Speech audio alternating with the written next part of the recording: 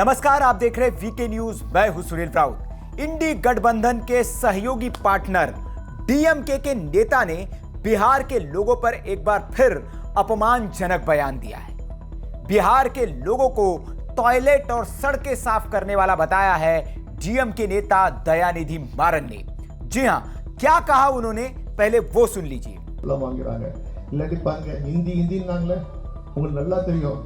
Building कட்டுறது யாருங்க? இன்னைக்கு பாரு எல்லா வேலையும் வந்து யூபில ஹிந்தி மட்டும் படிக்கிறவன் தான், பீகார்ல ஹிந்தி மட்டும் படிக்கிறவன் இங்க வந்து தமிழை கத்துக்கிட்டு இன்னைக்கு நம்ம வீடு கட்டி தரான், சாலையை பெருக்கிறான், குக்கூஸ் கழுவுறான்। இதாங்க हिंदी படிச்சாங்க। तो सुना, वो तमिल भाषा में बोल रहे थे, लेकिन उसका इंग्लिश ट्रांसलेशन नीचे चल रहा है। उन्होंने कहा कि ये बिहार वाले हमको हिंदी की बात करते हैं। दरअसल नीतीश कुमार के बयान पर उनका पलटवार था। आपको याद होगा कि इंडी अलायंस की बैठक में खबर आई थी कि डीएम के नेता ने जब तमिलनाडु नीतीश कुमार जब बोल रहे थे तो उन्होंने कहा कि इसका इंग्लिश में आप ट्रांसलेशन करिए, तो नीतीश कुमार उस बात पर नाराज हो गए थे और उन्होंने कहा कि आपको हिंदी आनी चाहिए, आप हिंदुस्तान में रहते हैं। और उन्होंने अपने भाषण को, जो आरजेडी के नेता थे, उनसे अपने भाषण को ट्रांसलेशन करने से मना कर दिया था, ट्रांसलेट करने से।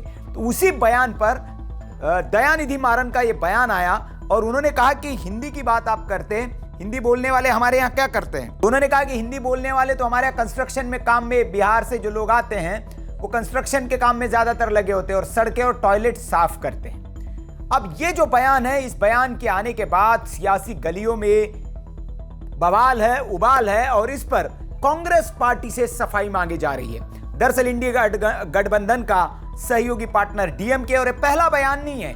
इससे पहले डीएमके के सेंथिल कुमार ने संसद में एक ऐसा ही विवादास्पद बयान दिया था और उन्होंने कहा कि हिंदी भाषी जो हिंदी बेल्ट के राज्य है, ये गौमूत्र स्टेट उसको उन्होंने करार दिया था और कहा था ये गौमूत्र स्टेट है जहां पर भारतीय जनता पार्टी जीतती है। तो उसके बाद अब डीएमके के दूसरे नेता ने बयान दिया। इसके पहले स्टालिन के बेटे ने जो सनातन के खिलाफ बयान दिया था, तब भी कांग्रेस पार्टी बैकफुट पर आई थी, लेकिन लगातार बयान देने के बावजूद न तो कांग्रेस पार्टी इन नेताओं पर कोई कार्रवाई कर रही है, न इंडी गठबंधन से इनको बाहर कर रही है। तो इसलिए कांग्रेस पार्टी से और अब नीतीश कुमार से भारतीय जनता पार्टी सवाल पूछ रही है कि क्या राहुल गांधी से नीतीश कुमार इस मामले में स्पष्टीकरण मांगेंगे कि ये बयान उन्होंने कैसे दिया।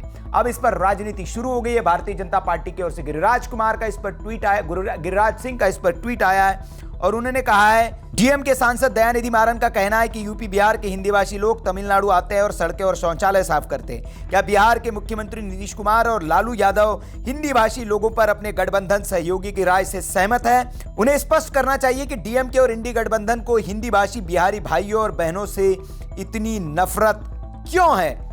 उन्होंने इस ट्वीट को एक्स पर इस वीडियो को शेयर किया और उस पर यह सवाल उन्होंने पूछा है। शहजाद पूनावाला ने भी इस पर एक्स पर प्रतिक्रिया दी। इस वीडियो पर उन्होंने एक वीडियो भी बनाया और लिखा है, उन्होंने कहा कि पहले एक बार और डिवाइड एंड रूल की नीति को अपनाया गया है। पहले राहुल गांधी उत्तर भारतीय लोगों की इंसल्ट कर चुके हैं, उसके बाद रेवंत रेड्डी ने बिहार डीएनए पर गाली दी थी, उसके बाद डीएमके के एमपी सेंथिल कुमार गौमूत्र राज्य कहकर अपमान कर चुके हैं और अब दयानिधि मारन ने हिंदी बोलने वाले और उत्तर भारतीयों का अपमान किया है। हिंदुओं को गाली देना, सनातन को गाली देना, ये क्या है। अब फिर से एक बार डीएमके के सांसद दयानिधि मारन ने उत्तर भारतीयों को और हिंदी के प्रति जो शब्दावली इस्तेमाल की है, ये बेहद दुर्भाग्यपूर्ण है। पर यह संयोग नहीं, ये सोचा समझा प्रयोग और उद्योग बन चुका है। हाल ही में उनके दूसरे सांसद सेंथिल कुमार ने गौमूत्र राज्य कहा था। उस समय पर भी कोई कार्रवाई उन पर नहीं की गई, क्योंकि कांग्रेस पार्टी तो स्वयं इसमें विश्वास रखती है। जिस प्रकार से राहुल गांधी ने उत्तर भारतीयों को अपमानित किया था जब वो अमेठी से हारे, प्रियंका वाड्रा ने मजाक उड़ाया था, चन्नी जी ने जब भैया बोला था तब, उसके बाद जिस प्रकार से डीएमके के लगातार नेताओं के इस प्रकार के बयान आए हिंदी के खिलाफ, उत्तर भारत के खिलाफ, और इस पूरे प्रकरण पर इंडी अलायंस के लोग लगातार चुप रहे, शांत रहे। आज सवाल बनता है कि पहले सनातन का अपमान किया, हिंदुओं का अपमान किया, तब ये लोग चुप रहे। उसके बाद ओबीसी के नाम पर जाति में भेदभाव करने का काम किया, डिवाइड एंड रूल करने का काम किया। अब नॉर्थ साउथ में डिवाइड एंड रूल करने की कोशिश इंडिया अलायंस कर रहा है और जो उत्तर भारत और हिंदी भाषी राज्य और हिंदी भाषी बोलने वाले लोगों के खिलाफ बोला गया, उस पर अखिलेश यादव, तेजस्वी यादव, लालू यादव, नीतीश कुमार, अरविंद केजरीवाल, ये लोग कुछ नहीं बोलेंगे। ये प्रिटेंड करेंगे कि ऐसे कुछ बयान आ ही नहीं रहे। ये दिखाता है उनकी मानसिकता और इंडिया अलायंस का एजेंडा कि बांटो और राज करो, ये उनका एजेंडा है। सनातन को गाली दो, भारत के लोगों का विभाजन करो, कभी जाति के नाम पर, कभी भाषा के नाम पर, कभी धर्म के नाम पर। यही इनके गठबंधन का विषय है और इसीलिए आज ये लोग चुप है, कोई कार्रवाई नहीं कर पा रहे डीएमके के खिलाफ। तो ये सवाल शहजाद पूनावाला ने पूछा है और उस पर अपने वीडियोस भी बनाकर उन्होंने शेयर किए हैं। और अब भारतीय जनता पार्टी आक्रामक हो गई है और इस बयान का बिहार में कितना असर पड़ेगा, ये लोकसभा चुनाव से पहले जो इंडी गठबंधन के सहयोगी बयान दे रहे हैं, इसका लोकसभा चुनाव में बड़ा असर देखने को मिलेगा। और फिर इंडी गठबंधन के लोग कहेंगे कि ईवीएम हैक हो गया जी। तो ये जो बयान है कांग्रेस पार्टी की ओर से या इंडी गठबंधन की ओर से, जो आत्मघाती बयान जो दिए जा रहे हैं, इस बयान की वजह से कांग्रेस पार्टी को बड़ा नुकसान होने वाला है। क्योंकि दक्षिण के राज्यों में कांग्रेस का तो अपना जनाधार है नहीं, वहां डीएमके अपना जो करना है वो कर जाएगी, क्योंकि इस तरह के बयान से डीएमके को वहां तो फायदा हो सकता है, लेकिन हिंदी भाषी राज्यों में जहां पर कांग्रेस पार्टी का जनाधार है और कांग्रेस पार्टी जहां चुनाव लड़ने वाली है, उन राज्यों के लिए अगर कांग्रेस पार्टी के सहयोगी ऐसे बयान देते हैं तो कांग्रेस पार्टी के लिए ज्यादा हानिकारक होने वाला है। अब देखना होगा कि इतने बयानों के बाद भी क्या कांग्रेस पार्टी चुप्पी साधती है या डीएमके को लात मार के इंडी गठबंधन से बाहर करती है, जो इस तरह के उत्तर भारतीयों को लेकर लगातार, सनातनियों को लेकर लगातार बयान दे रहे हैं। और नीतीश कुमार इस मामले में क्या बड़ी भूमिका अपनाते हैं, इस पर सबकी नजर होगी, क्योंकि नीतीश कुमार के लिए यह बड़ा सेटबैक है।